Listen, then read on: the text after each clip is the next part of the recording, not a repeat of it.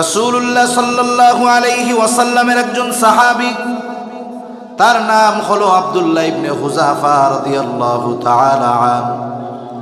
মুসলমানদের সাথে সর্বপ্রথম রোমদের যুদ্ধ হয় রাসূলুল্লাহ সাল্লাল্লাহু আলাইহি ওয়াসাল্লামের সময়।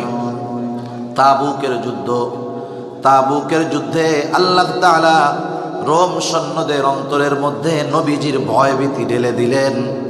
বিনা যুদ্ধে মুসলমানেরা তাবুকের যুদ্ধে জয়ী হয়ে যায়।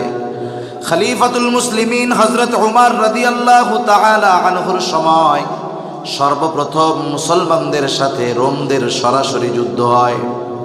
রোম সম্রাটের আদেশ ছিল যুদ্ধের ময়দান থেকে কিছু জীবিত সৈন্য ধরে আনতে হবে। মুসলমানদের ঈমানের ব্যাপারে তিনি শুনেছেন, তিনি চাইলেন মুসলমানদের ঈমানের পরীক্ষা নেবেন।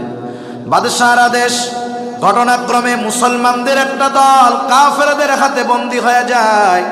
বাদশাহর আদেশ, আটককৃত মুসলমান সৈন্যদেরকে পাঠায়া দেওয়া হলো রাজধানীতে। বাদশাহর দরবারে খবর দেওয়া হলো, বাদশাহ, মুসলমানদের একটা দল আমাদের হাতে আটক, আপনি আদেশ করলেই তাকে হাজির করা হবে। বাদশাহ পরের দিন দরবারে তাদেরকে হাজির করার আদেশ করলেন। বাদশাহ দরবারে উপস্থিত আটককৃত মুসলিম সৈন্যদেরকে হাজির করা হলো। বাদশাহ এবার তাদের দিকে তাকিয়ে জিজ্ঞাসা করতেছে, তোমাদের এই কাফেলার নেতাকে, এই কাফেলার আমিরকে? স্বাভাবিক নিয়ম হলো, আমরা চিন্তা করি যদি কোনো গোত্রের গোত্রপতি, কোনো বংশের বংশপতি, কোনো দলের নেতা, তাকে যদি আয়ত্তে আনা যায়, তার অধিকাংশ অনুসারী অটোমেটিক আয়ত্তে চলে আসে। রোম সম্রাট চিন্তা করলো যে এদের নেতারে যদি আমি আমার আয়ত্তে আনতে পারি, ওইগুলো এমনি চলে আসবে। বলে, তোমাদের নেতাকে? যুবক একজন দাঁড়িয়ে গেছে, বলে, আমি হলাম এই কাফেলার আমির। নাম কি তোমার? বলে, আমার নাম হলো আব্দুল্লাহ ইবনে হুযাফা। বাদশাহ মুস্কি হাসি দিয়ে বলে, আব্দুল্লাহ, আমার কাছে আসো, আমার পাশে এসে বসো। বাদশাহর পাশে এসে আব্দুল্লাহ ইবনে হুযাফা বসলো। মানুষেরা চিন্তা করতেছে, কি ব্যাপার? বাদশাহ তো শত্রুর ব্যাপারে হয়তো আদেশ দিবেন যে তাদেরকে হত্যা করো, শুলিতে চড়ায় ফেলো, হত্যা করে ফেলো। কিন্তু বাদশাহ এই আদেশ দেওয়া তো বহুদূর। বাদশাহ দেখি মোহাব্বত করে তার দুশমনকে তার পাশে এনে বসায়। বাদশাহ এবার আব্দুল্লাহ ইবনে হুযাফাকে বলে, আব্দুল্লাহ, তুমি আমার হাতে আটক। আব্দুল্লাহ, তুমি যদি আমার কাছ থেকে মুক্তি চাও, আমার শর্ত আছে কয়েকটা, তুমি যদি মেনে নাও তাহলে আমি তোমাকে মুক্ত করে দিব। আব্দুল্লাহ, তোমার প্রতি আমার একটা ভালোবাসা, আন্তরিকতা, মোহাব্বত জাগ্রত হয়ে গেছে। ও আব্দুল্লাহ, তুমি যদি আমার কথা মেনে নাও, আমি তোমাকে ভালোবাসবো। শুধু তাই না, আমি তোমাকে মুক্ত করে দিব। কিন্তু আব্দুল্লাহ, তোমার আমার এই মোহাব্বতের সম্পর্কের মাঝে একটা জিনিস বাধা হয়ে দাঁড়ায় গেছে। তুমি মুসলিম, আমি হলাম খ্রিস্টান। আব্দুল্লাহ, আমার প্রস্তাব হলো তুমি মুসলমানিত্ব ত্যাগ করে খ্রিস্ট ধর্ম গ্রহণ করো, তাহলে আমি তোমাকে ভালোবাসবো। শুধু ভালোবাসবো তা নয়, আমি তোমাকে মুক্ত করে দিব। এখন তুমি হয়তো চিন্তা করতেছো, তোমার মুক্তির পর তুমি যদি অমুসলিম হও, খ্রিস্টান হও, তোমার লোকজন তোমাকে গ্রহণ করবে না। তোমার কোনো চিন্তা নাই আব্দুল্লাহ, আমার ঘরে সুন্দরী ষোড়শী যুবতী একটা কন্যা আছে। এই মেয়েটাকে আমি তোমার সাথে বিবাহ দিয়ে দিব। আমার রাজত্বের অর্ধেক আমি তোমার নামে লিখে দিব। আমার মৃত্যুর পর তুমি বাকি অর্ধেকের মালিক হয়ে যাবা। তুমি হবা বিশাল রোম সাম্রাজ্যের একচ্ছত্র অধিপতি। কত বিশাল এক প্রস্তাব না? বিশাল এক প্রস্তাব। আপনার আমার কাছে কেউ যদি আমার আপনার প্রিয় জিনিসটা চায়, প্রিয় জিনিস, বিনিময়ে আমি আপনি যেটাকে সবচাইতে অপছন্দ করি ওই জিনিসটা নিতে বলে, এই রকম প্রস্তাব যদি কেউ দেয় আমাদের, আমরা কি সেই প্রস্তাব গ্রহণ করব? বরং এই রকম প্রস্তাব যে আমাদেরকে দিবে তার সাথে আমার সম্পর্ক আরো ভালো থাকবে না। সাহাবায়ে কেরামের কাছে সবচাইতে প্রিয় সম্পদ হলো ঈমান। তারা সবচাইতে বেশি ভালোবাসে ঈমানকে, আর তাদের কাছে সবচাইতে নিকৃষ্ট অপছন্দের বস্তু হলো কুফর। তারা দুনিয়া ছেড়ে ঈমানকে মহব্বত করেছে, কুফরকে সর্বোচ্চ ঘৃণা করেছে। রোম সম্রাট সেই কুফরকে গ্রহণ করে তাদেরকে ঈমান ছাড়তে বলে দুনিয়ার বিনিময়ে। আব্দুল্লাহ ইবনে হুযাফা কথাগুলা শুনবার পর তার প্রচন্ড রকমের রাগ হয়ে গেছে। শরীরের লোমকূপ দিয়ে ঘাম বের হওয়া শুরু হয়ে গেছে। বসে থাকা আব্দুল্লাহ ইবনে হুযাফা দাঁড়ায় গেছে, বাদশার দিকে ফিরে ঈমানি আওয়াজে বলতেছে, এই রোমের কুকুর, তুই কি দুনিয়ার বিনিময়ে আমার ঈমান কিনতে চাস? তুই শুনে রাখ, এ তো তোর সামান্য রোম সাম্রাজ্য। তুই যদি আমাকে তামাম দুনিয়ার মালিকও বানায় দেস, আমি আব্দুল্লাহ আমার ঈমান তোর কাছে বিক্রয় করব না।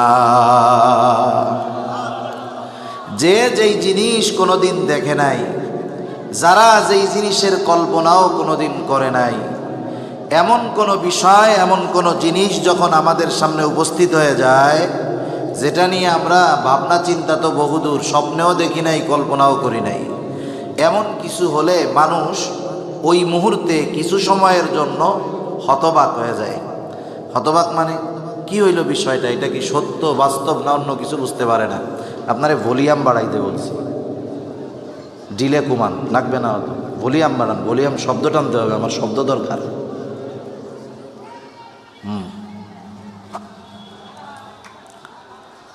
মানুষ যেই জিনিস কখনো দেখে নাই, এরকম কিছু যখন দেখে তখন কি হয়ে যায়, কোন তো হতবাক। হতবাক রোমের মানুষ কোনোদিন দেখে নাই যে তাদের বাদশার উপরে কেউ ধমক দিয়ে কথা বলে।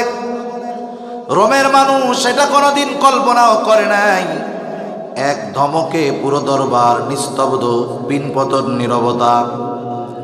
বাদশার আগে ক্ষোভে অন্দর মহলে চলে গেছেন, ভেতরে চলে গেছেন।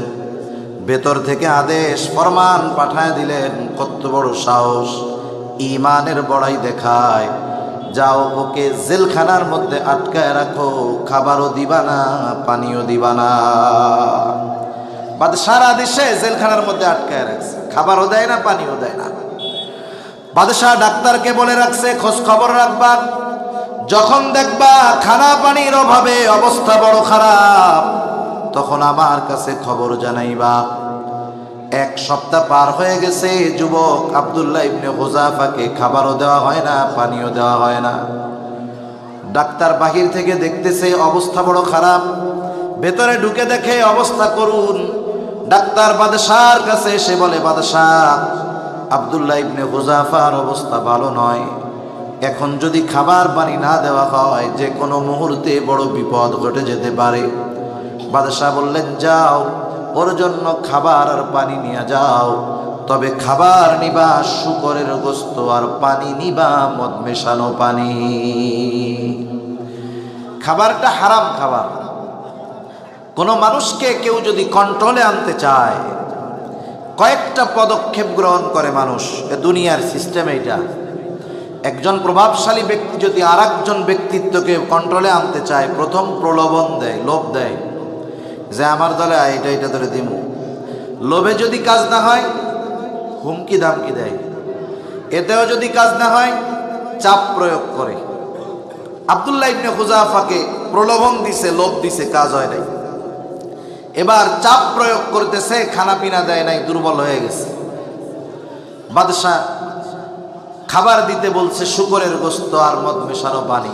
এক সপ্তাহ না খেয়ে আব্দুল্লাহ ইবনে হুযাফা দৈহিকভাবে দুর্বল, কোনো সন্দেহ নাই, কিন্তু ঈমানের দিক দিয়ে সে দুর্বল নয়, বরং ঈমানের দিক দিয়ে সে সবল। ঠিক কিনা বলে?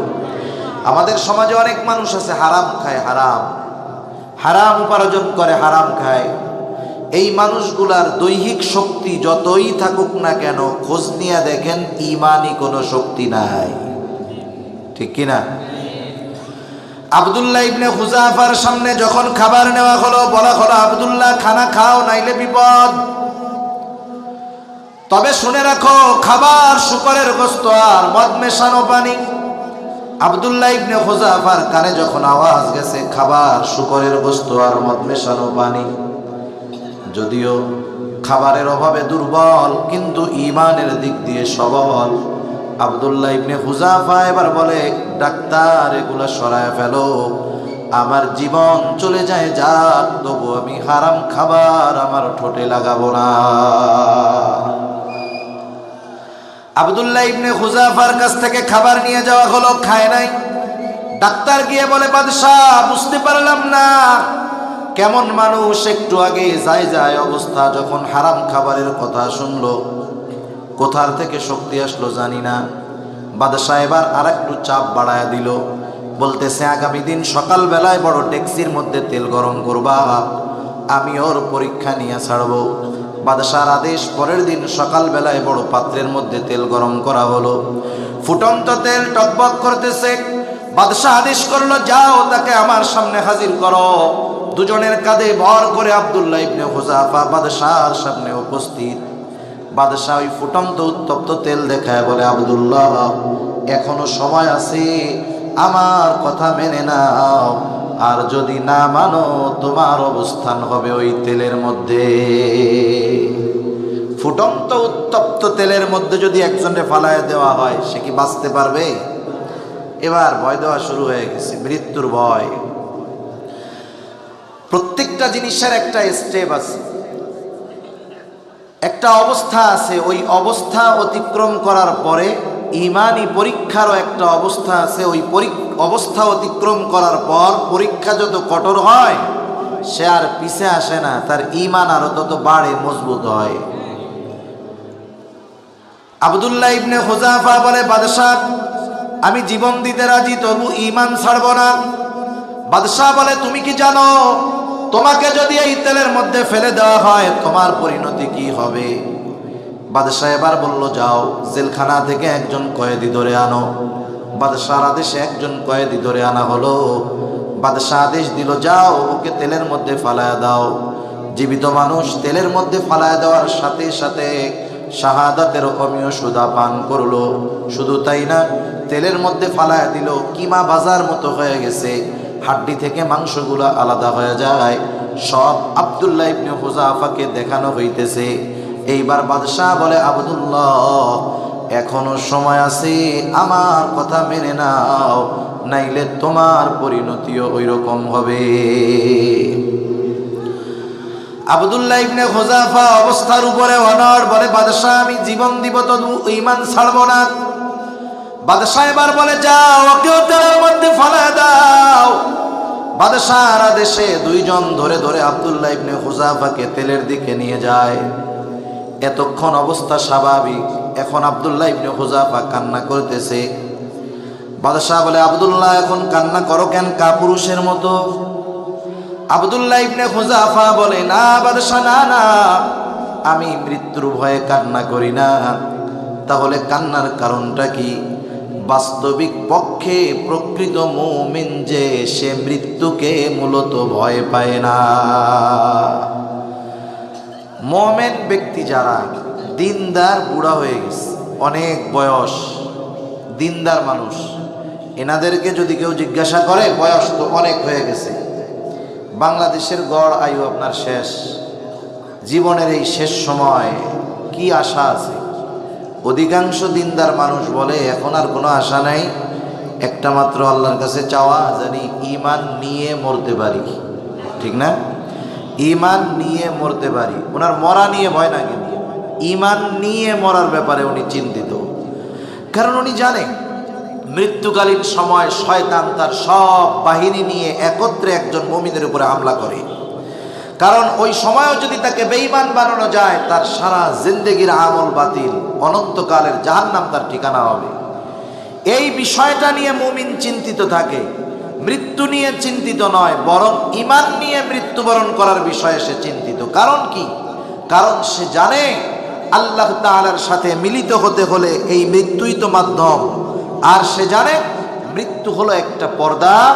মুমিন ইমানদার মৃত্যুবরণ করবে, সে জানে পর্দার ওপারে এপারে দুনিয়া, ওপারে আল্লাহর জান্নাত। ঠিক কিনা বলে? আর সেই মৃত্যু যদি শাহাদাতের মৃত্যু হয়, ইসলামের জন্য হয়, দ্বীনের জন্য হয়, এর চাইতে সৌভাগ্যের আর কিছু হইতে পারে না। আব্দুল্লাহ ইবনে হুযাফা বলে, বাদশাহ আমি মৃত্যুর ভয়ে কান্না করি না। তাইলে কান্না করো কেন? বলে, আল্লাহ তাআলা আমাকে একটা মাত্র জীবন দিয়েছে, একটা মাত্র জীবন। এক জীবন আমি একবার আল্লাহর জন্য কুরবান করতে পারবো। আমার তো মন চায় আমার আল্লাহ আমাকে শত শত জীবন দিবে, শত শত জীবন আমি শত শতবার আল্লাহর জন্য কুরবান করে দিব। বাদশাহ জ্ঞানী মানুষ, বুঝতে পারছে যে একে যদি আমি এখন তেলের মধ্যে ফালায়া দেই, তেলের মধ্যে যদি এর ফালায়া দেই, ও মরে যাবে ঠিক, কিন্তু পরাজিত হবে না।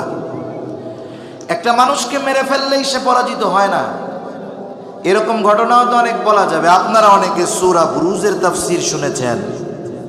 বাদশাহ ইউসুফ জুরনাওয়াজ, সে এক গোলাম, এক বালক ঈমান আনার কারণে যখন তার উপরে ক্ষুব্ধ হয়ে গেছে, রাগ হয়ে গেছে, বিভিন্ন পদ্ধতিতে যখন তাকে মারার অপচেষ্টা করছে, কাজ হয় নাই, মারতে পারে নাই। এইবার ওই বালক আব্দুল্লাহ বিন তামের তার নাম, সে বলতেছে, বাদশাহ তুমি আমাকে মারতে চাও, তাইলে আমার শর্ত যদি মানো তাইলে আমারে মারতে পারবা। কি করবা?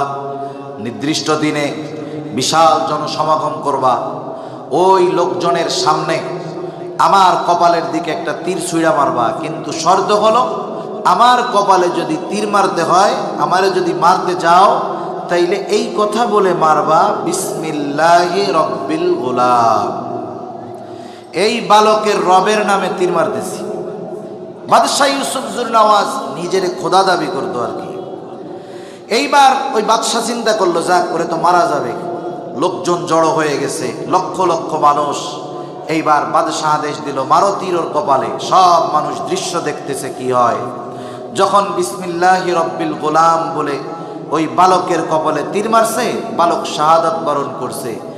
মারা গেছে ঠিক, শহীদ হয়ে গেছে, মরে গেছে, কিন্তু উপস্থিত লক্ষ লক্ষ জনতা এই দৃশ্য দেখে কালিমা পাঠ করে মুসলমান হয়ে গেছে। সুবহানাল্লাহ। এখন আপনি বলেন, এই বেটা তো, যুবকটা তো মরে গেছে, কিন্তু হেরে গেছে? সে পরাজিত হয় নাই, সে মরে গেছে ঠিক, সে জয়ী। যদি এমনটাই হতো, জেহাদের ময়দানে যারা জেহাদ করতে যায়, জয় পরাজয় মূল লক্ষ্য নয়, সেখানে সে যদি আল্লাহর রাস্তায় জীবন উৎসর্গ করতে পারে, সে জয়ী। বাদশাহ জ্ঞানী মানুষ, বুঝতে পারছে একে যদি তেলের মধ্যে ফালায়া দেয়, ও মরে যাবে ঠিক, কিন্তু পরাজিত হবে না। কি করা যায়? তিনি এবার চিন্তা করলেন। আব্দুল্লাহ ইবনে হুযাফাকে বলতেছে, আব্দুল্লাহ কোনো কিছু করা লাগবে না, তুমি শুধু আরবের রীতি অনুযায়ী আমার কপালের মধ্যে একটা চুমা দাও, আমি তোমাকে মুক্ত করে দিব। আব্দুল্লাহ ইবনে হুযাফা চিন্তা করতেছে, ওর কপালে চুমা দিব, নিজের জীবনের বিনিময়ে দিব না। এইবার আব্দুল্লাহ ইবনে হুযাফা শর্ত দেওয়া শুরু করছে। একটু আগে বাদশাহ তাকে শর্ত দেয়, ইমানের উপরে ভয় ভীতি উপেক্ষা করে টিকে থাকার কারণে এখন আব্দুল্লাহ ইবনে হুযাফা বলতেছে, বাদশাহ তোমার কপালে আমি একটা চুম্বন করতে পারি, তবে শর্ত হলো তোমার জেলখানায় যত মুসলিম কয়েদি আছে সবাইকে মুক্ত করে দিতে হবে। বাদশাহ চিন্তা করতেছে, মাইরা ফেলালে তো ওইটা হারতো না। এবার কোনো মতে যদি এই কথাটা শুনাইতে পারি, কপালে যদি চুমাটা নিতে পারি, তাও তো একটা অবস্থা হইলো আর কি, জাত সম্মান বাঁচবো। বলে, হ্যাঁ তুমি যদি চুমা দাও তাইলে আমি সবাইরে ছেড়া দিব। এবার আব্দুল্লাহ ইবনে হুযাফা কপালে একটা চুমা দিছে, বাদশাহ তার শর্ত অনুযায়ী সবাইরে ছেড়ে দিয়েছে। বিষয়টা বলার কারণ হলো যে ঈমানের উপরে পরীক্ষা যখন ভয় ভীতির মাধ্যমে আসে, আমরা যদি ওই পরীক্ষার উপরে অটল অবিচল থাকতে পারি, যদি মৃত্যুবরণ করতে হয় পরাজিত হব না, কোনো ভয় নাই। আর যদি আল্লাহ তাআলা চূড়ান্ত সফলতা দুনিয়াতে দেখাতে চান, একটা সময় হবে ভয় ভীতি দিবে ঠিক আমাদের, কিন্তু ওই আব্দুল্লাহ ইবনে হুযাফার মতো চূড়ান্ত জয় প্রকৃত মুমিনেরই হবে। ঠিক কিনা বলেন? সেজন্য আল্লাহ তাআলা ভয় ভীতি দিয়া পরীক্ষা নেন। আমাদের উচিত হলো অটল অবিচল থাকা। দুই নাম্বার পরীক্ষা আল্লাহ তাআলা বলেন ওয়াল জু', ক্ষুধা, অভাব, দারিদ্রতা দিয়ে আল্লাহ তাআলা পরীক্ষা নেন। আমরা যদি দুনিয়াতে সম্পদের মালিক হই, টাকা পয়সার মালিক হই, আমাদের সহজ অভ্যাস হইল টাকা পয়সাকে শুধু নেয়ামত আমরা মনে করি। এমন কেউ নাই যে আমরা টাকা পয়সা ধন দৌলতকে নেয়ামত মনে করি না। নেয়ামত মনে করি না আমরা সবাই, অথচ টাকা পয়সা সম্পদ এগুলো শুধু নেয়ামত না, আল্লাহ তাআলার পক্ষ থেকে পরীক্ষাও বটে। আল্লাহ তাআলা বলেন ইন্নামা আমওয়ালুকুম ওয়া আওলাদুকুম ফিতনাহ। আল্লাহ তাআলা বলেন নিশ্চয় মাল, সম্পদ, সন্তান এটা তোমাদের জন্য পরীক্ষা। তার মানে সম্পদ শুধু নেয়ামত নয়, এই সম্পদ অনেক সময় পরীক্ষাও হয়। কিন্তু মানুষের অভ্যাস কি? মানুষ কি এই সম্পদকে পরীক্ষা মনে করে নাকি? মনে করে বলেন? আমরা মনে করি না। সম্পদ পাইলে এটাকে পরীক্ষা মনে করি না, সম্পদ পাইলে এটাকে আমরা শুধু নেয়ামত মনে করি। কিন্তু সম্পদটাও আমাদের জন্য পরীক্ষা। আর আমরা পরীক্ষা মনে করি কোনটারে? পরীক্ষা মনে করি যদি আমরা অভাবের মধ্যে পড়ি, দারিদ্রতার মধ্যে পড়ি, কষ্টের মধ্যে পড়ি, তাহলে এটাকে আমরা পরীক্ষা মনে করি। এটা মানুষের অভ্যাস। কিন্তু দারিদ্রতা, অভাব এটা সব সময় যে পরীক্ষা হয় তা না, অনেক সময় নেয়ামত হয়। তা মানুষের অভ্যাস তো সম্পদ না পাইলে নেয়ামত মনে করে, পরীক্ষা মনে করে। এজন্য আল্লাহ তাআলা বললেন তোমাদেরকে অভাব দিয়েও আমি মাঝে মধ্যে ঈমানের পরীক্ষা নিব।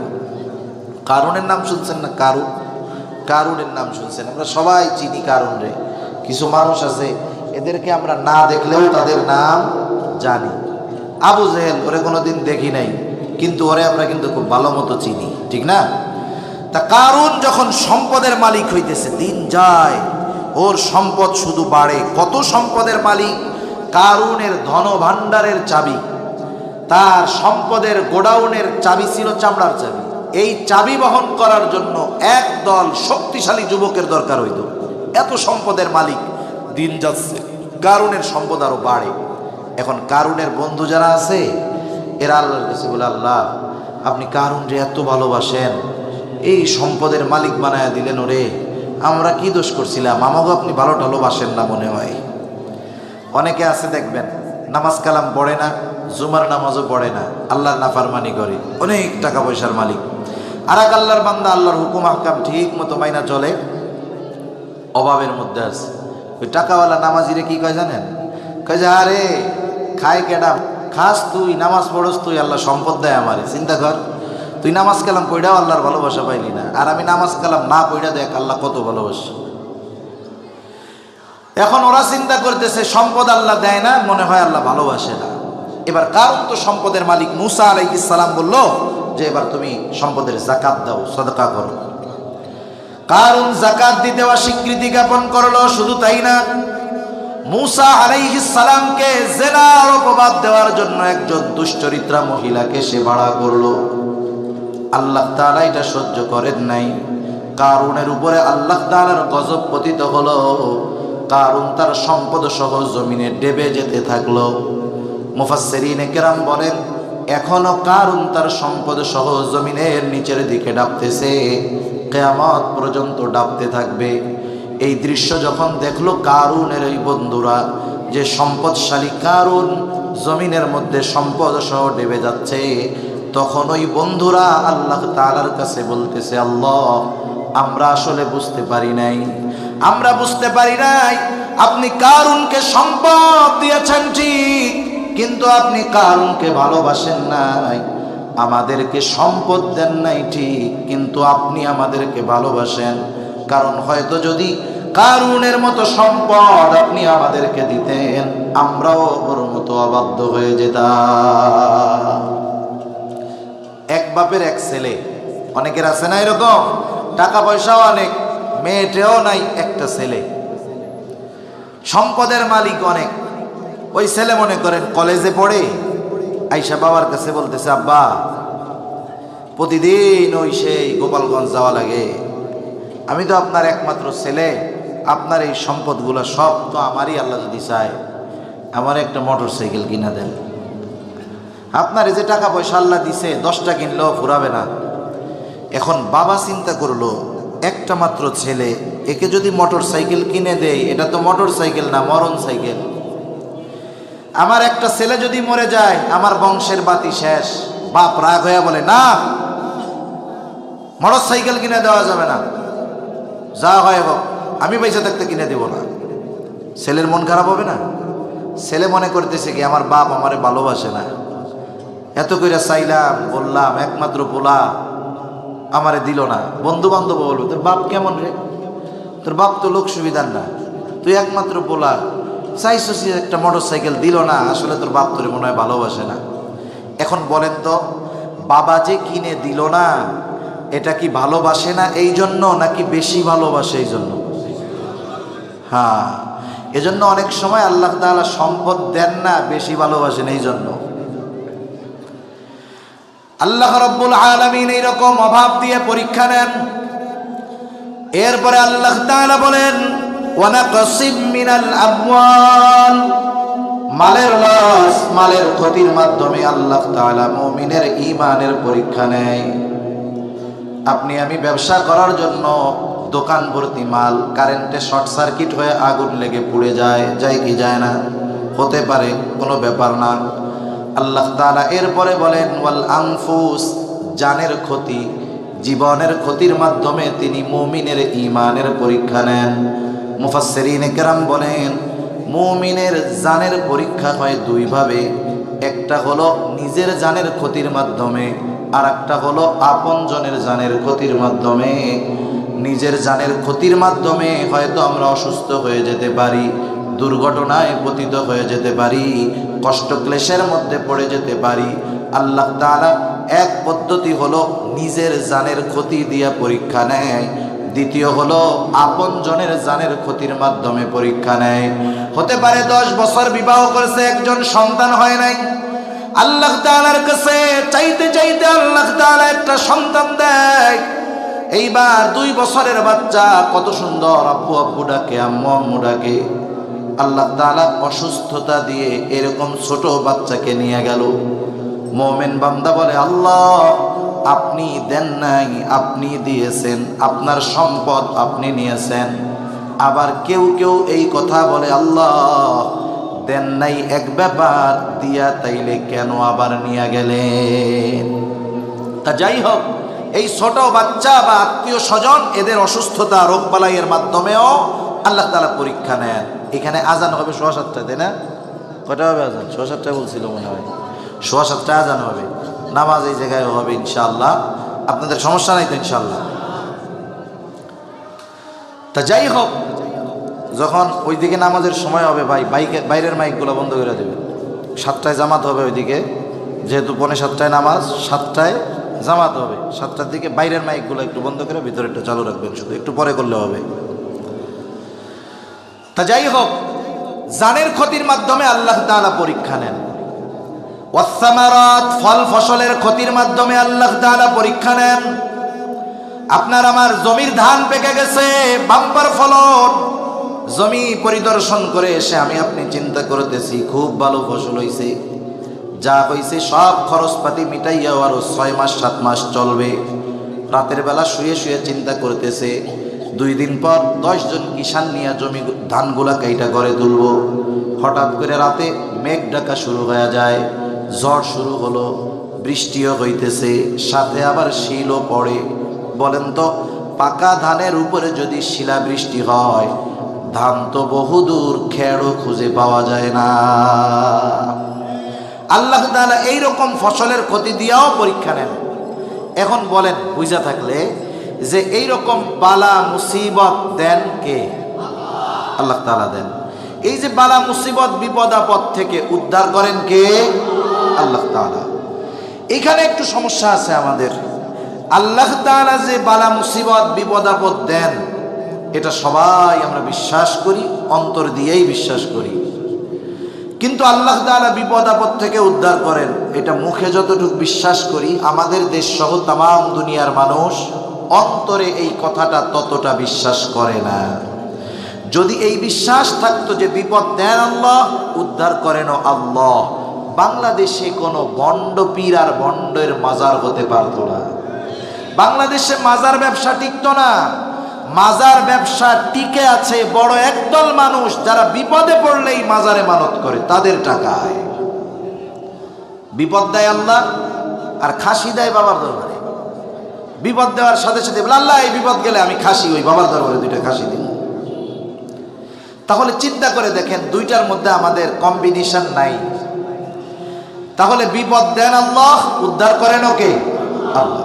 এখন বিপদ আপদে যদি আমরা পড়ি সাহায্য কার কাছে যাব? আমরা পৃথিবীর যত বড় বিপদ হোক আল্লাহ সুবহানাহু ওয়া তাআলার কাছে সাহায্য চাইলে আল্লাহ তাআলা সাহায্য করতে পারেন কি পারেন না?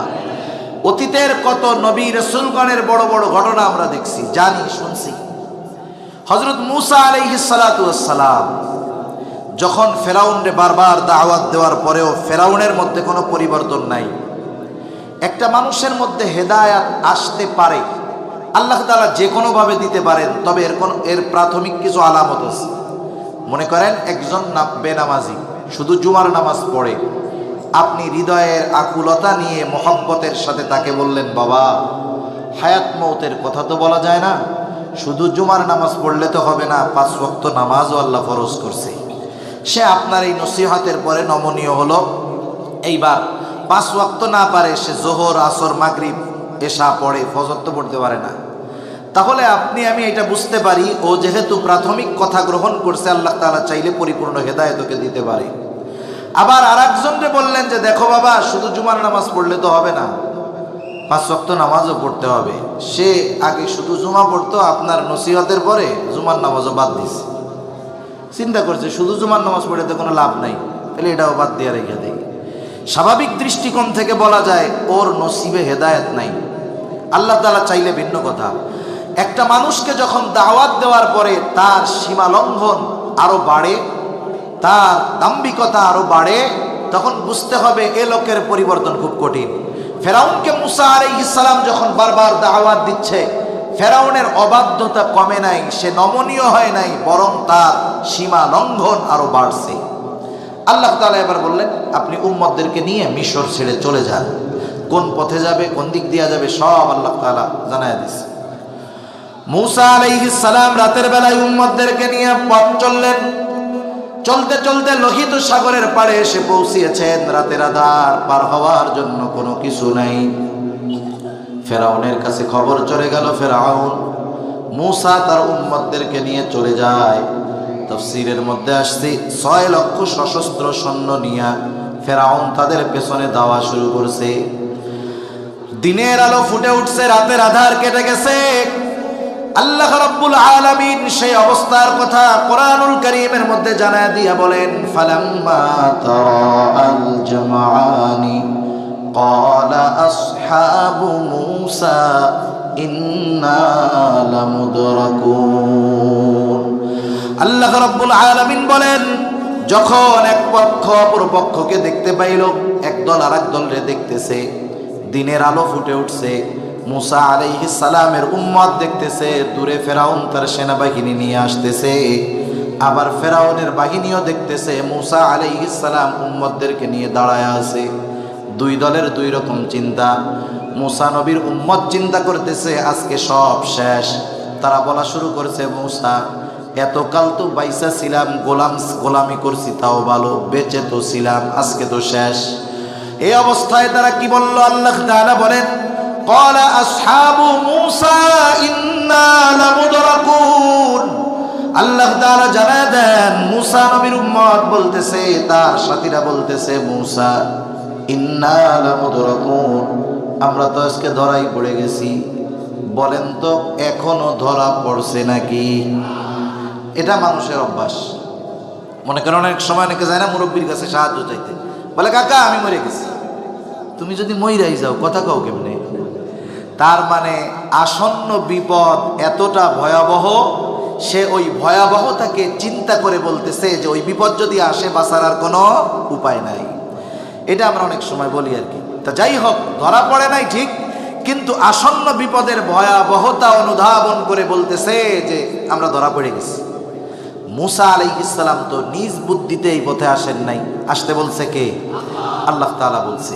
কত বড় মুসিবত, বিপদ 3 দিক দিয়ে ঘিরে ফেলছে। একদিকে সাগর, তলোয়ারের আঘাতে মরবে, না হলে দরিয়ার পানি খেয়ে মরবে, চুবনি খেয়ে মরবে। মুসা আলাইহিস সালাম দাঁড়ায় গেলেন উম্মতদেরকে সান্ত্বনা দেওয়ার জন্য, চিন্তামুক্ত করার জন্য। বনি ইসরাইল এদের অভ্যাস ছিল অতিরঞ্জিত বেহুদা প্রশ্ন করত। মুসা আলাইহিস সালাম ওই মুহূর্তে এমন এক জামে মানে বক্তব্য দিলেন, এমন এক পরিপূর্ণ বক্তব্য দিলেন, যেই বক্তব্যের মধ্যে বনি ইসরাইলদের মনে আগত অনাগত সম্ভবত সব ধরনের প্রশ্নের জবাব হয়ে যায়। মুসা আলাইহিস সালাম দাঁড়ায় গেছেন, কি বলতেছেন? ওরা বলছে যে ইন্না লামুদরাকুন, আমরা ধরাই পড়ে গেছি। মুসা আলাইহিস সালাম বললেন কাল্লা, কখনো ধরা পড়ব না।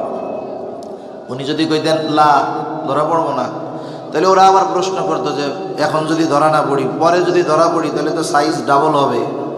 মুসা আলাইহিস সালাম জানায়া দিলেন এখনো ধরা পড়বো না, পরেও ধরা পড়বো না, কখনোই সে আমাদেরকে পাকড়াও করতে পারবে না। এখন প্রশ্ন আসতে পারে ধরা তো পড়বো না, তাদের সাথে যা আছে আমাদের লগে তো কিছুই নাই, অস্ত্র শস্ত্র নাই, লড়াই করার অবস্থা নাই। মুসা আলাইহিস সালাম বললেন ধরা পড়বো না, এর অন্যতম কারণ হলো তাদের সাথে যা থাকে থাক। মুসা আলাইহিস সালাম বললেন ইন্না মাইয়া রাব্বি, আমার সাথে আমার রব আছে। সুবহানাল্লাহ। তাইলে আমরা বাঁচবো কেমনে? সাইয়াহদিন, এখনই তিনি আমাদেরকে পথ দেখায়া দিবে। আল্লাহ রাব্বুল আলামিন পথ দেখায়া দিলেন।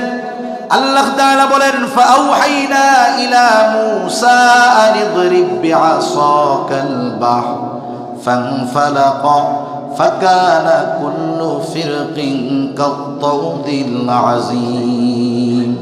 আল্লাহ তাআলা আদেশ করলেন মুসা আলাইহিস সালামের কাছে, তিনি প্রত্যাদেশ পাঠাইলেন, ওহী প্রেরণ করলেন আন ইদরিব বিআসাকাল বাহর, আপনি আপনার লাঠিটা দিয়ে সাগরের উপরে আঘাত করেন। মুসা আলাইহিস সালাম আঘাত করলেন, ফানফালাক, সাথে সাথে সাগর ফেটে দ্বিখণ্ডিত হয়ে যায়। শুধু তাই না, ফাইটা গেছে যে তা না, ফাকানা কুল্লু ফিরকিন কাত-তাউদিল আযীম, দুইটা এবার উঁচুর দিকে, ওইটা পাহাড় সাদৃশ্য উঁচু দেয়ালের মতো হয়ে গেছে। সুবহানাল্লাহ। পানি উঠা এরকম হয়ে গেছে, মধ্যে কি হয়ে গেছে? টানেল। টানেল আমাদের দেশে হইতেছে না, কর্ণফুলী বঙ্গবন্ধু টানেল হইতেছে কর্ণফুলী নদীর নিচ দিয়ে। টানেল হলো সমুদ্রের তলদেশ দিয়ে রাস্তা। আমরা তো টানেল এই শতাব্দী বা আগের শতাব্দীতে আমরা দেখছি, আর আল্লাহ তাআলা সমুদ্রের তলের রাস্তা, এই টানেল বনি ইসরাইলদেরকে 5000 বছরের আগে দেখায় দিয়েছেন। সুবহানাল্লাহ। শুকনা রাস্তা হয়ে গেছে। এবার মুসা আলাইহিস সালাম উম্মতদেরকে নিয়ে অপর প্রান্তে চলে গেছেন। ফেরাউন তার বাহিনী নিয়ে আসছে। এবার ফেরাউন দাম্ভিকতার সাথে এই রাস্তায় তাদের অনুসরণ করা শুরু করলো। আল্লাহ তাআলা বলেন ওয়াজাওয়াজনা বিবানি ইসরাঈলাল বাহরা ফাআতবাআহুম ফিরআউন বিজুনুদিহি বাগয়ান ওয়া আদওয়া। আল্লাহ রাব্বুল আলামিন বলেন আমি বনি ইসরাইলদেরকে সাগর পার করায় দিলাম। ফাআতবাআহুম ফিরআউন বিজুনুদিহি বাগয়ান ওয়া আদওয়া। ফেরাউন তার সৈন্য সামন্ত সহ দাম্ভিকতার সাথে তাদেরকে নিশ্চিহ্ন করার লক্ষ্যে তাদের অনুসরণ করা শুরু করলো। রাস্তা যাদের জন্য বানাইছে তাদের ব্যবহার শেষ, এখন আর রাস্তার প্রয়োজন নাই। যখন মাঝ দরিয়ায় ফেরাউন তার সেনাবাহিনী নিয়ে পৌঁছায় গেছে, এইবার আল্লাহ তাআলা পানিকে আদেশ করলেন তুমি আগের অবস্থায় ফিরে যাও। আল্লাহ তাআলা হলেন এমন মহাপ্রক্রমশালী, ইন্নামা আমরুহু ইযা আরাদা শাইআন আন ইয়াকুলা লাহু কুন ফায়াকুন। আল্লাহ তাআলা যখন কিছু ইচ্ছা করেন শুধু বলেন কুন হও, ফায়াকুন, তৎক্ষণাৎ সেটা হয়ে যায়। সুবহানাল্লাহ। এবার মনে করেন বাঁধ যখন ভাঙে, বন্যার সামান্য বাঁধ ভাঙলে কি অবস্থা হয়, আর যদি ওই উঁচুর পানি একসাথে সবার উপরে পড়ে, উপরে ওঠার আর টাইম থাকবে না।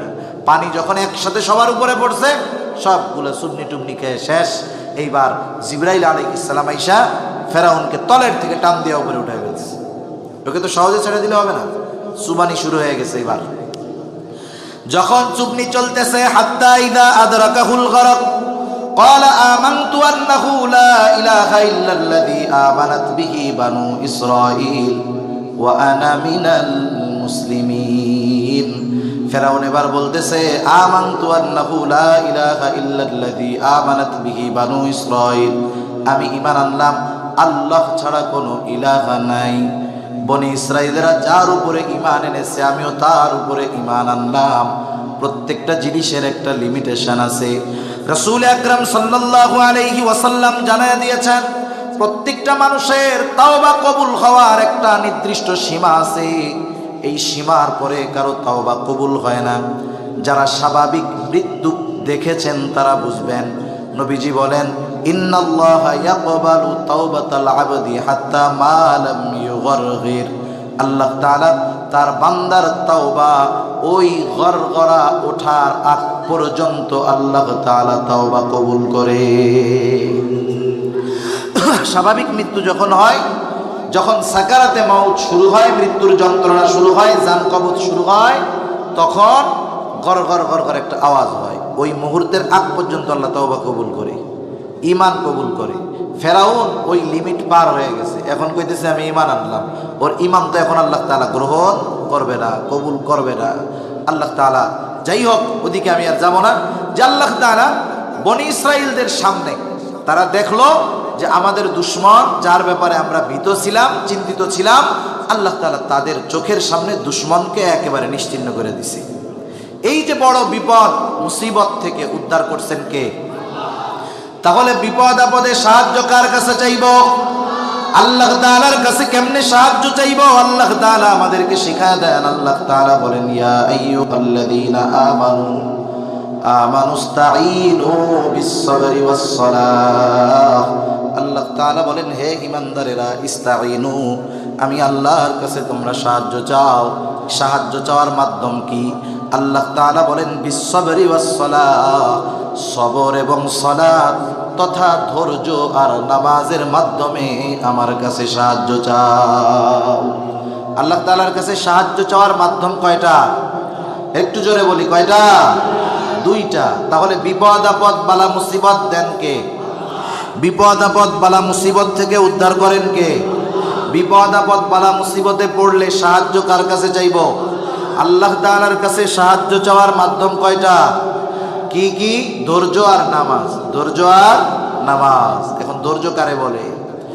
ধৈর্য এটা না যে আমার জ্বর হইছে, আমি অসুস্থ হয়ে গেছি, আমি ঘরের মধ্যে বসে থাকবো বা মরিবাসি, যা করে আল্লাহ, সবরের উপর থাকলাম। এটার নাম সবর নয়। সবর হলো, রাসূল সাল্লাল্লাহু আলাইহি ওয়াসাল্লাম বলছেন, তোমরা অসুস্থ হলে চিকিৎসা গ্রহণ করো। অসুস্থ হলে চিকিৎসা গ্রহণ করো। তাহলে অসুস্থ হলে চিকিৎসা গ্রহণ করা এটা নবীজির সুন্নাত। কিন্তু বিষয়টা কি লক্ষ্য রাখতে হবে? বিষয়টা লক্ষ্য রাখতে হবে, আমার জ্বর হয়েছে, আমি নাপা ট্যাবলেট খাইলাম, আমার ইয়াকিন ট্যাবলেটের উপরে নয়। আমার বিশ্বাস হবে আমার জ্বর, নাপা ওষুধ কাজ করবে তখন, আল্লাহ তাআলার হুকুম হবে যখন। আমরা অনেক সময় অসুস্থ হলে, আমাদের আত্মীয় স্বজন অসুস্থ হলে আমরা মানুষের কাছে দোয়া চাই না? দোয়া চাই। কি দোয়া চাই? বলি, একটু দোয়া করেন আমার বাবার অপারেশনটা জানি আল্লাহ তাআলা সাকসেসফুল করে দেয়। এরকম দোয়া চাই না আমরা? চাই। এখন বলেন, অপারেশন থিয়েটারে ডাক্তার করে নাকি আল্লাহ তাআলা করে? কে করে একটু বলেন না? ডাক্তার করে, ডাক্তার। কিন্তু দোয়া চাইলাম কি? যে আল্লাহ তাআলা জানি অপারেশন সাকসেসফুল করে। তার মানে অপারেশন থিয়েটারে ডাক্তার অপারেশন করে ঠিক, কিন্তু ডাক্তার অপারেশন সাকসেসফুল করতে পারে না। সাকসেসফুল করে কে? আল্লাহ তাআলা করে। এটা হলো সবরের কম্বিনেশন, ব্যালেন্স ঠিক রাখা আর কি। যে কোনো বিপদে পড়ছি, বৈধ পন্থায় আমরা ওটা থেকে বাঁচার চেষ্টা করব। একজন বিপদে পড়ছে, টাকার দরকার, সুদখোরের কাছে গেলে সবর থাকবে? সুদখোরের কাছে না গিয়ে একজন আপনজনের কাছে যাইতে হবে। আবার আল্লাহ তাআলার কাছে সংযোগ স্থাপন করতে হবে, সাহায্যর চেষ্টা করতে হবে, বিপদ থেকে বাঁচার চেষ্টা করতে হবে। এই চেষ্টাকেই সব কিছু মনে করলে হবে না, বরং সাথে সাথে আল্লাহ তাআলার কাছে সাহায্যও চাইতে হবে। অন্যান্য বহির্বিশ্বের মানুষ যারা তাকদীর অস্বীকার করে, ইসলাম মানে না, নাস্তিক, এরাই বিশ্বাস করে যে প্রচেষ্টার মাধ্যমে সব কিছু করা সম্ভব। আসলে কি চেষ্টার মাধ্যমে সবকিছু করা সম্ভব? যদি আল্লাহ তৌফিক না দেয় তাহলে সম্ভব নয়। এজন্য মুমিন শুধু চেষ্টা করে না, সাথে সাথে আল্লাহ তাআলার কাছে সাহায্য চায়। এজন্য আল্লাহ তাআলা বলেন, বান্দা সবর আর সালাত, সবর আর সালাত, ধৈর্য আর নামাজ, এই দুইটার মাধ্যমে আমার কাছে সাহায্য চাও। বান্দা যখন নামাজের মধ্যে দাঁড়ায় যায়, আল্লাহ তাআলার সাথে তার কথোপকথন শুরু হয়ে যায়। শুধু তাই না, মুমিন আল্লাহর সাথে নামাজের মাধ্যমে কথোপকথনে লিপ্ত হয়ে যায়। নামাজে যখন তাকবীরে তাহরিমা বলে কেউ প্রবেশ করে, দুনিয়ার অনেক বৈধ কাজ, জায়েজ কাজ তার জন্য নিষিদ্ধ হয়ে যায়। মিয়া সাউন্ড টানে না কেন? এত জোরে কথা, ঘেমে যাচ্ছে আপনি বুঝেন? আওয়াজ দূরের থেকে টানবে টন টন করে। দুইটা বক্স এদিক দিছেন, এও কানে আওয়াজ আসে না। কত জোরে কথা বলতেছে আপনি বুঝেন? গলা বসে গেছে কথা বলতে গিয়া। আপনারে বারবার বলতেছি, মানুষজন তো মনে করতেছে হুজুরের মনে হয় ই হইতেছে। আমি কথা বলতেছি, আমি বুঝতেছি কি কষ্ট হইতেছে। সেটিং ভিন্ন জিনিস। এই কোনায় দুইটা মাইক দিছেন না, এই মাইকের আওয়াজই ভালো। বক্স সেট না করতে বললে লাগাবেন না, এতে গলা বৈশা যায়, বুক ব্যথা হয়ে যায়। খুব জোরে কথা বলতেছে, আপনার এইখানে মিশায় যদি বলতে হয় তাহলে এইটার কি দরকার? আমার সুঙ্গা দেন, আমি সুঙ্গা দিয়া বলি, আরো আওয়াজ ভালো হবে। শব্দটা নেই না কেন? শুরুর থেকে আপনারে বারবার বলতেছে, আপনি কি করেন, ঘুরান না ঘুরান আল্লাহ জানে। আমার মাথা ব্যথাইতেছে আর কি, আমি তো ঘেমে যাচ্ছি, গলা ব্যথাচ্ছে আমার, জোরে বলার কারণে মাথা ব্যথাচ্ছে। আওয়াজটা আমি যেভাবে বলতেছি সেভাবে আমার কানে আসে না। আস্তাগফিরুল্লাহ।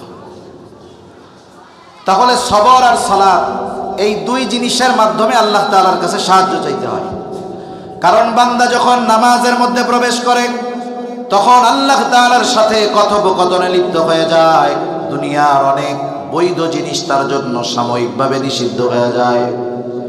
রাসূলুল্লাহ সাল্লাল্লাহু আলাইহি ওয়াসাল্লাম সহিহ মুসলিমের হাদিস, নবীজি জানায়া দেন, বান্দা যখন নামাজের মধ্যে সূরা ফাতিহা তিলাওয়াত করে, প্রত্যেকটা আয়াত তিলাওয়াত করে, আর আল্লাহ রব্বুল আলামিন তার প্রত্যেকটা আয়াতের জবাব দেয়। শুধু তাই না, নামাজের মাধ্যমে বান্দা আল্লাহ তাআলার সবচাইতে নৈকট্য অর্জন করে। আল্লাহ তাআলা বলেন, ওয়াসজুদ ওয়াকতারিব, সিজদা করো আর নৈকট্য অর্জন করো। বান্দার সাথে যখন আল্লাহ তাআলার নৈকট্য হাসিল হয়ে যায়, এই দুই পদ্ধতি অবলম্বন করে বিপদ আপদ মুসিবতে যখন মুমিন আল্লাহর কাছে সাহায্য চায়, বিপদ দূর হোক আর না হোক, সে পরীক্ষায় পাশ হয়ে যায়। অসুস্থ হয়েছে, বিপদে পড়ছে, এই দুই পদ্ধতি অবলম্বন করে আল্লাহর কাছে সাহায্য চাইছে, সুস্থ হইতে পারে নাই, সে মরে গেছে। বলেন তো, মারা যায় যাক, পরীক্ষায় পাশ না ফেল। আল্লাহ তাআলা এবার বলেন, একটু খেয়াল করি। প্রথমে আল্লাহ তাআলা বললেন, ইয়া আইয়ুহাল্লাযীনা আমানু, হে ঈমানদারেরা, ইস্তাঈনু, আমি আল্লাহর কাছে তোমরা সাহায্য চাও, বিসসবরি ওয়াস সালাহ, সবর এবং সালাতের মাধ্যমে। ডাক দিয়েছেন ঈমানদার বলে, এরপরে বললেন সবর আর সালাতের মাধ্যমে সাহায্য চাও। এরপরে কেমন যেন আল্লাহ তাআলা বলতেছেন, যেই মুমিন বিপদ আপদ মুসিবতে আমার কাছে সবর আর সালাতের মাধ্যমে সাহায্য চায়, সে তখন সাধারণ মুমিন থাকে না, সে তখন সবের মুমিন হয়ে যায়। এজন্য আল্লাহ তাআলা এরপরে বলেন, ইন্নাল্লাহা মা'আস সাবিরিন, আল্লাহ তাআলা বলেন, নিশ্চয় আল্লাহ তাআলা ধৈর্যশীলদের সাথে আছেন। এমনটা বলেন নাই ইন্নাল্লাহা মা'আল মুমিনিন, তিনি মুমিনদের সাথে আছে, এমন বলেন নাই। বরং ডাক দিয়েছেন ঈমানদার বলে। এই দুই কাজ করলে আল্লাহ তাআলা তখন উপাধি দেয় সবের মুমিন। আর সবের মুমিন যে সে পরীক্ষায় পাশ করলে তার জন্য পুরস্কার আছে না নাই? পুরস্কার আছে। আল্লাহ তাআলা বলেন, ওয়াবাশশিরিস সাবিরিন, আল্লাহ রাব্বুল আলামিন বলেন, বাশশিরিস সাবিরিন, পরীক্ষায় যেহেতু তারা পাস, তাদেরকে আপনি সুসংবাদ দেন তথা জান্নাতের সুসংবাদ দেন। প্রত্যেকটা জিনিসের প্রাথমিক একটা আলামত আছে। আল্লাহ তাআলা বলেন, সবের মুমিনের প্রাথমিক আলামত হলো বাশশিরিস সাবিরিন আল্লাযীনা ইযা আসাবাতহুম মুসিবা ক্বালু ইন্না লিল্লাহি ওয়া ইন্না ইলাইহি রাজিউন। আল্লাহ তাআলা বলেন, সুসংবাদ জানায় দেন ওই সমস্ত ধৈর্য ধারণকারীদেরকে যাদের উপরে যখন বিপদ আপদ মুসিবত পতিত হয় তারা বলে ইন্না লিল্লাহি ওয়া ইন্না ইলাইহি রাজিউন। আমাদের অনেক জায়গায় এখন এমন মানুষও আছে ইন্না লিল্লাহি ওয়া ইন্না ইলাইহি রাজিউন কে মানুষ মারা যাওয়ার দোয়া মনে করে। এটারে কি দোয়া মনে করে? মানুষ মারা গেলে এই দোয়া পড়তে হয় এটা মনে করে। মানুষ মারা গেলেই যে দোয়া পড়তে হয় শুধু তা না, এটা সকল ছোটখাটো বিপদ আপদ মুসিবতে এই দোয়া পড়তে হয়। আল্লাহ তাআলা শিখায় দিয়েছেন। সহিহ মুসলিমের একটা হাদিস উম্মে সালামা রাদিয়াল্লাহু তাআলা আনহা থেকে বর্ণিত। রাসূলুল্লাহ সাল্লাল্লাহু আলাইহি ওয়াসাল্লাম বলেন, যখন কেউ বিপদ আপদ মুসিবতে পতিত হয় সে বলবে ইন্না লিল্লাহি ওয়া ইন্না ইলাইহি রাজিউন।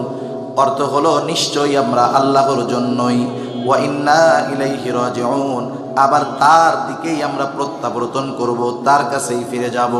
চমৎকার একটা দোয়া, কারণ এই দোয়ার প্রথম অংশ শিখিয়ে দিয়েছেন আল্লাহ, দ্বিতীয় অংশ শিখিয়ে দিয়েছেন মুহাম্মাদুর রাসূলুল্লাহ। এরপরে নবীজি বলতেছেন, এইটা বলার পরে সে বলবে আল্লাহুম্মা আজুরনি ফি মুসিবাতি, আল্লাহুম্মা আজুরনি ফি মুসিবাতি ওয়া আখলিফ লি খায়রাম মিনহা। সে বলবে, আল্লাহ আপনি আমাকে এই বিপদের প্রতিদান দেন, বিপদ থেকে উদ্ধার করেন, ওয়া আখলিফ লি খায়রাম মিনহা, আর এই বিপদের মাধ্যমে আমি যা হারিয়েছি তার চাইতে উত্তমটা আমাকে ফিরায়া দেন।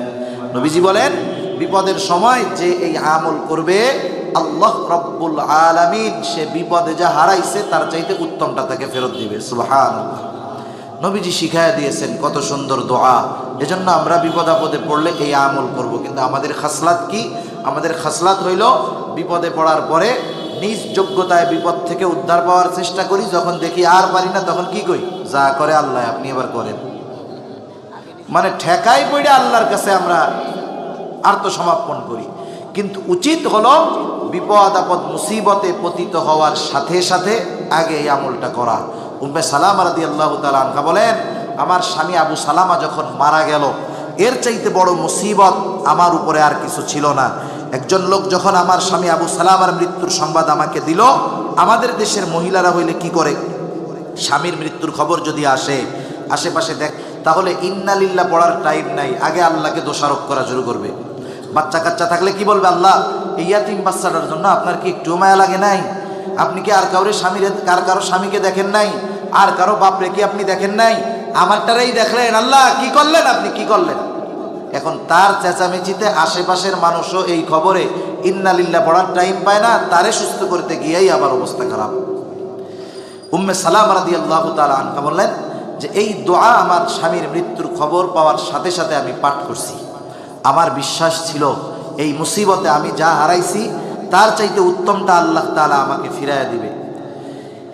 ইদ্যতকালীন সময় পার হয়ে গেছে, উম্মে সালামা রাদিয়াল্লাহু তাআলা আনহা কষ্টের মধ্যে আছে।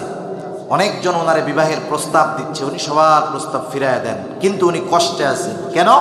উনি বলেন, আমি তো আল্লাহ তাআলার কাছে আবু সালামার চাইতে উত্তম স্বামী চাইছি।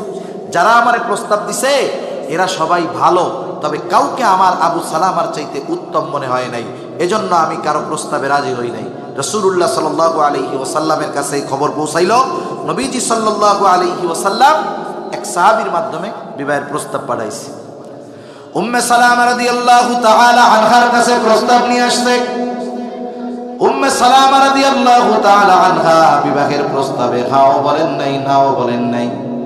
তিনি শুধু বললেন যে আমার অতিরিক্ত জিদ, রাগ, হয়তো এই রাগ নবীজির কষ্টের কারণ হতে পারে। আবার আমার একটা সন্তান আছে, আমার বিবাহের পরে আমার সন্তানের কি হবে? নবীজি জানায় দিলেন, আল্লাহ তাআলার কাছে দোয়া করব, আল্লাহ তাআলা তোমার রাগকে স্বাভাবিক বানায় দিবে।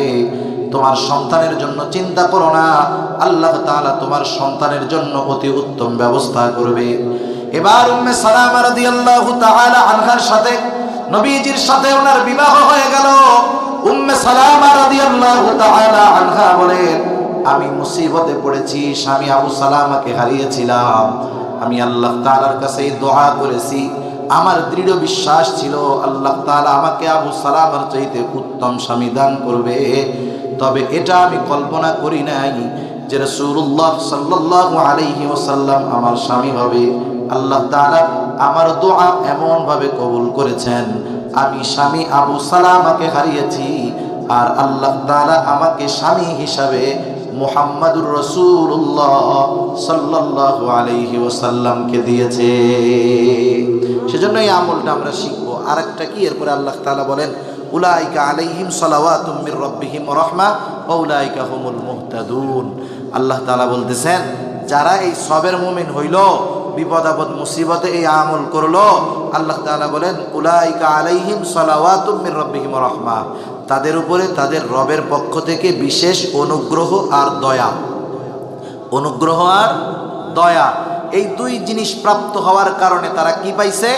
আল্লাহ তাআলা বলেন উলাইকা হুমুল মুহতাদুন, আর তারাই হলো সৎ পথ প্রাপ্ত মানুষ। তার মানে যারা সবের মুমিন তারা আল্লাহ তাআলার পক্ষ থেকে বিশেষ অনুগ্রহ আর দয়া প্রাপ্ত মানুষ। আল্লাহ তাআলার বিশেষ অনুগ্রহ আর দয়া প্রাপ্ত হওয়ার কারণে তারাই হেদায়েতের উপরে আছে। আল্লাহ সুবহানাহু ওয়া তাআলা আমাদের সবাইকে কথাগুলো বুঝবার আমল করবার তৌফিক দান করুন। আর একটা বিষয়, নবীজি সাল্লাল্লাহু আলাইহি ওয়াসাল্লাম বলেন তোমরা সবর কামনা করবা না, সবর কামনা করবা না। আমাদের দেশে গজল বলে না, আল্লাহ দুনিয়াতে নাও কাদাইয়া আখেরে কাদাইও না। আল্লাহ যদি দুনিয়ায় কান্দায় তাহলে সব শেষ, আখেরাতে এমনিই কাঁদতে হবে। যদি কষ্ট দেয়, ওইভাবে কঠিন পরীক্ষা নেয়, আমাদের উপায় থাকবে না। এজন্য নবীজি সাল্লাল্লাহু আলাইহি ওয়াসাল্লাম বলছেন সবর কামনা করবো না, বিপদ আপদ কামনা করবা না। আল্লাহ তাআলার কাছে সবসময় নিরাপত্তা কামনা করতে হবে। যদি আল্লাহ তাআলা কোনো পরীক্ষায় পতিত করেন, এই যে আলোচনা করলাম আমরা, এই অনুযায়ী আমরা আমলের চেষ্টা করব। আল্লাহ সুবহানাহু ওয়া তাআলা আমাদের সবাইকে কথাগুলো বুঝবার, আমল করবার তৌফিক দান করুক। সকলে বলি আমিন।